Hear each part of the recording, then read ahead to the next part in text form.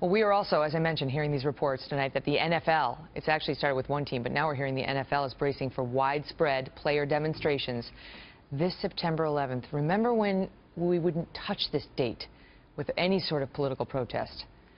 The entire Seattle Seahawks threatening now to protest the national anthem. And it's not just them. This all started 2 weeks ago when quarterback Colin Kaepernick refused to stand during the anthem, saying he refused to, quote, show pride in a flag for a country that oppresses black people and people of color. Joining me now with reaction to that, retired FDNY Deputy Fire Chief Jim Riches, a 9/11 first responder who recovered the body of his son, firefighter Jimmy Riches, from the rubble of the towers, carrying him in a flag-draped coffin.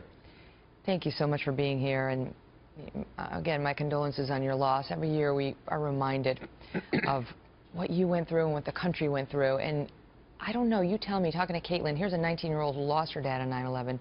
These 26-year-old football players, do they get it? Do they get it? They probably don't get it. To answer your question from before, my son's never going to walk back in their door, and there'll never be closure. So we always miss them, and we always, we'll hurt every day. These guys, half the NFL is 26 years and under. They were 11 years old when this happened. These guys, this flag stands for veterans, for police, for firefighters. Those police and firefighters on 9/11 ran into the building with a plane sticking out of it and people trapped in there. They went to help people. These guys are going to disrespect them, and they're disrespecting all the veterans who gave us the right of freedom of press, the freedom of religion, and the freedom to speak what we want to speak. And these guys are actually going the wrong way about it. 9/11 first responders got hurt down at Ground Zero. They were told the air quality was fine. What did we do? We fought back. We passed the Droga bill.